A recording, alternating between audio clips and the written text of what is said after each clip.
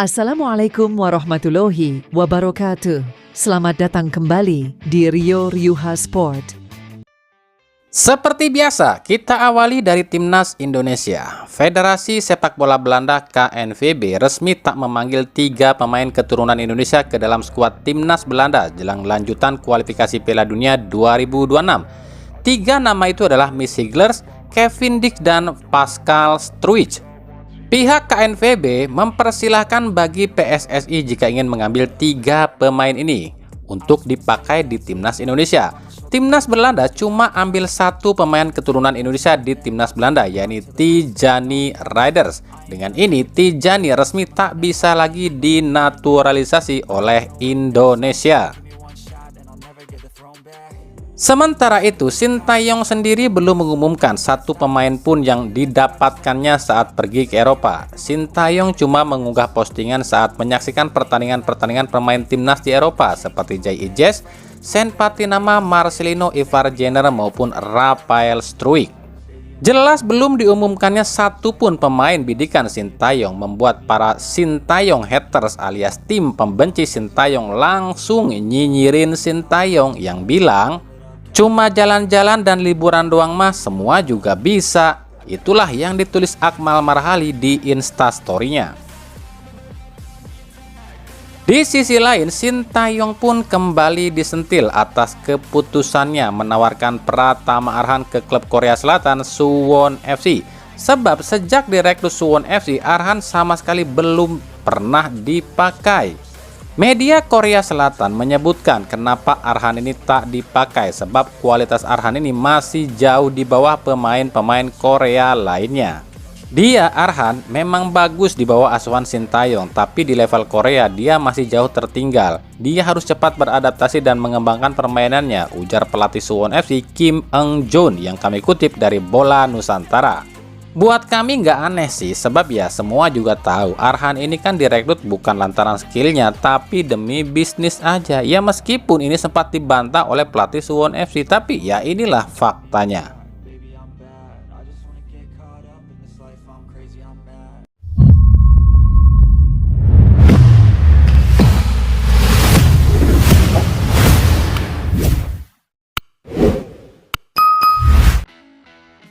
Kita beralih ke berita klub. 1 gol M. Iqbal ke gawang PSS Sleman resmi dinobatkan sebagai gol tercepat Liga 1 2023-2024 sementara ini. Gol ini dicetak di detik ke-13 melalui sepakan kaki kiri dari luar kotak penalti. Nah, kita akan lihat sejak era Liga Indonesia ada siapa aja sih pencetak gol tercepat dan siapa yang masih menduduki peringkat pertama. Di urutan kelima ada Hilton Moreira dari Persib Bandung di musim 2008 yang mencetak gol di detik ke-25 ke gawang Persela. Di urutan keempat ada M. Iqbal dari Persebaya di musim 2023-2024 yang mencetak gol ke gawang PSS Sleman di detik ke-13.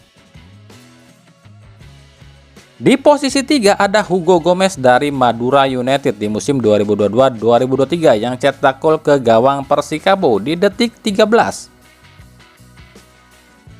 Di posisi 2 ada David Da Silva dari Persib di musim 2021-2022 yang cetak gol ke gawang PSM Makassar di detik ke-12. Dan di urutan puncak masih dipegang oleh Pedro Javier dari Persija di musim 2012 yang mencetak gol ke gawang PSAP Sigli di detik ke-11.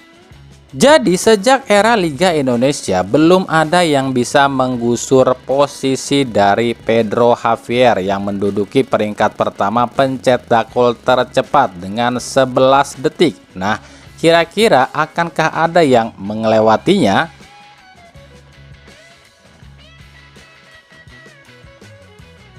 Masih dari Persebaya, inikah yang dibilang wasit akan dibenahi? Wasit ini kan full kontroversi dan sering blunder banget kok dipakai terus ya sama PSS. Ya, wasit Ginanjar jadi sorotan lagi di laga Persebaya versus PSS Sleman, terutama saat insiden Wahyudi Hamisi yang menendang kepala Bruno Moreira di menit ke-15. Tapi wasit ini cuma berikan kartu kuning saja pada Hamisi, padahal seharusnya di aturan FIFA ini wajib kartu merah.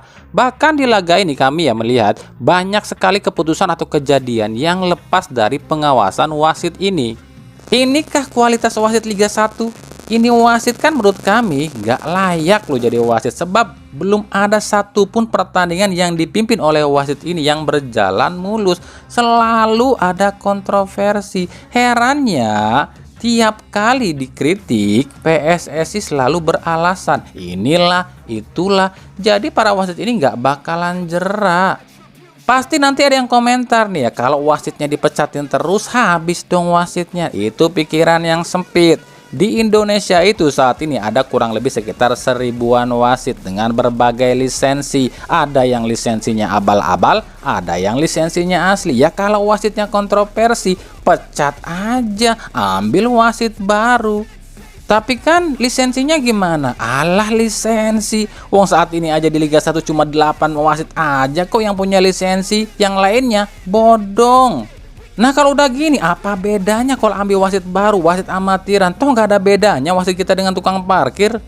Kalau terus-terusan kayak gini bisa gede kepala tuh wasit. Wong dilindungin kok. Alah bikin blunder mah nggak apa-apa, kan kita dilindungin, kan gitu. Tapi ya itu, PSSI selalu berlindung dengan kata-kata wasit juga manusia. Ya, wasit itu juga manusia. Nah, halo, mendingan guguk dong kalau gitu. Guguk, kita kasih makan, kita latih, kita kasih peringatan, nurut. Lah ini udah diomelin bolak-balik tetap ndablek. Ayo, yang mana yang lebih manusia kalau gitu? Catatan khusus untuk Wahyudi Hamisi. Ini pemain kecil sih badannya, tapi kok kasar mulu ya kalau main. Nggak di klub manapun kalau main pasti kasar. Kita masih ingat di 2019 tackle brutal Hamisi pada Robertino Pugliara di Persebaya yang membuat Robertino harus mengakhiri karir di sepak bola. Orang kayak gini nggak pantas jadi pemain bola, pantasnya jadi pemain UFC aja. Tuh lokal pret, lihat kelakuan pemain kebanggaan kalian. Inikah yang kalian banggakan?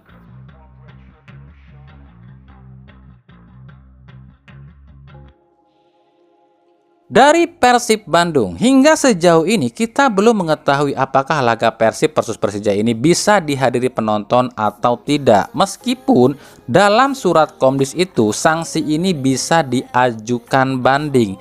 Tapi kita belum lihat ada aksi dari pihak manajemen Persib untuk ajukan banding. Ya jawabannya akan kita lihat nanti, apakah Persib versus Persija ini bisa dihadiri penonton atau tidak. Kalau tidak berarti ada dua kemungkinan. Yang pertama, manajemen Persib ajukan banding tapi bandingnya ditolak. Yang kedua, manajemen Persib memang nggak ajukan banding.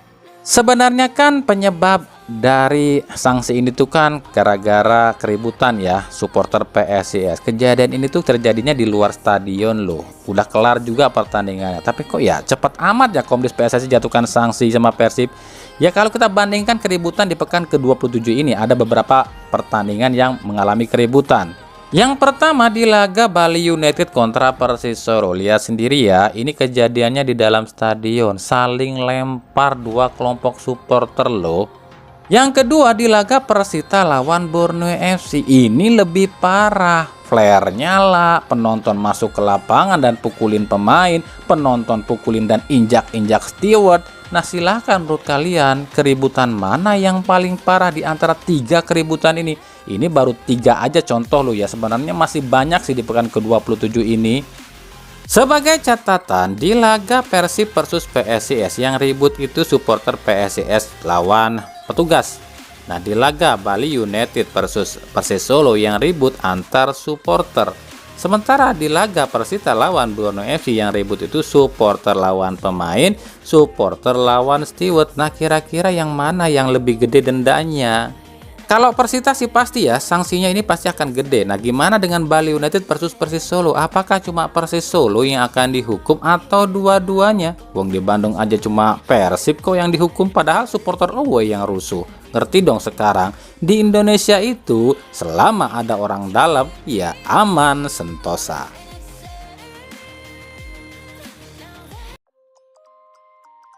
Dari Persija Jakarta, laga panas Persib versus Persija memang selalu jadi perbincangan, bukan cuma dari kalangan pecinta bola, tapi juga dari berbagai pihak. Bahkan jauh sebelum laga ini dimulai, berbagai intrik sudah menyelimuti laga klasik ini. Anehnya, saywar-saywar negatif justru dilontarkan oleh pihak-pihak yang tak bertanggung jawab, yang justru nggak ada kaitannya dengan dua klub ini. Yang tujuannya apa? Ingin membuat laga ini panas, dan banyak juga yang ingin mengacaukan laga ini supaya makin panas. Mulai dari tiba-tiba ada kerusuhan di laga lawan PSIS yang imbasnya Persib dilarang dihadiri penonton. Lalu juga artikel-artikel yang bikin panas kedua belah pihak supporter. Seperti salah satunya yang dituliskan harian iNews yang menuliskan Persija bantai Dewa United, Thomas Doll. Selanjutnya Persib. Jelas tulisan artikel ini bisa memecah belah antara pihak Jackmania dan Bobotoh. Bobotoh yang membaca artikel ini pasti emosi dong sama Thomas Doll yang dianggap sombong amat, yang akhirnya akan timbul perpecahan lagi antara Jackmania dan Bobotoh. Padahal faktanya nggak ada satupun kata-kata dari Thomas Doll yang bilang Persija akan bantai Persib. Nggak ada tuh kata-kata kayak gitu dari Thomas Doll.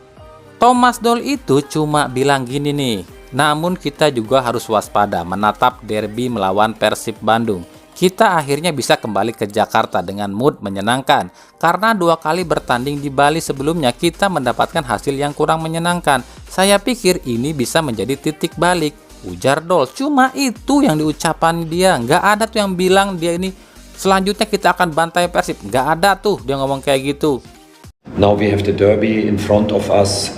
And we go back with good mood to Jakarta. It was not always like this when we have to travel back from Bali. That we could win the football game here in Bali, and it's good. Can change the whole season again, sure. Jadi di sini kami tegasin lagi ya, nggak ada kata-kata dari pihak Thomas Doll yang merendahkan tim Persib dia, dan nggak ada kata-kata yang seolah-olah si Doll ini sombong atau jumawa. Jadi buat kalian para bobotoh atau Viking, jangan mau dipecah belah oleh pihak-pihak yang memang ingin mengadu domba kalian. Mereka ini seneng kalau kalian ribut, sebab mereka akan dapat berita, dan tujuannya apa? Mereka dapat duit. Nah kita insan sepak bola yang dipecah belah, efeknya apa ya? Terus-terusan kayak gini, terus-terusan buruk. Jadi kami menghimbau buat seluruh komponen supporter klub di Indonesia, jangan mudah percaya dengan berita-berita hoak yang menyesatkan. Kita itu jangan mau dipecah belah, jangan mau diadu domba, jangan mau dibego-begoin. Gak enak tahu dipecah belah itu. Lu mau gitu, lu gak bisa kemana-mana gara-gara dipecah belah. Terus lu dianggap musuh setiap kemana-mana. Gak mau kan? Kalau lu damai kemana-mana lu aman, bebas.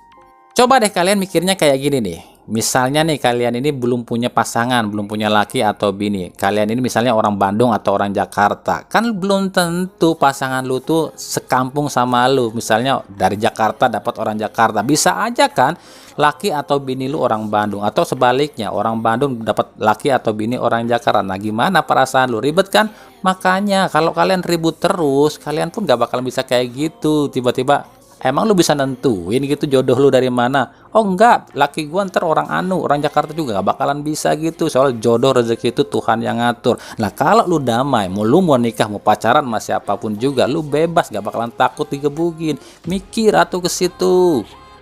Makanya ya buat kalian para kelompok supporter, baik itu Viking, Jackmania, Bonek, dan lain-lain, udahlah nggak usah mau lagi yang namanya dikompor-komporin suruh ribut. Jangan pernah mau lagi lu dibego-begoin sama orang yang manas-manasin lu. Dia mah enak manas-manasin lu, dia udah punya laki atau bini lah. Lu masa depan lu aja belum jelas, lu mau hidup lama atau kagak? Kalau gua pribadi ada orang yang ngompor-ngomporin gua suruh ribut, gua mah langsung bilang gini sama orangnya, anjing lu aja yang ribut sono, gua mah masih pengen hidup panjang, lu mah enak udah punya bini lah. Gua kalau gua mah gitu, lu aja sono yang mati.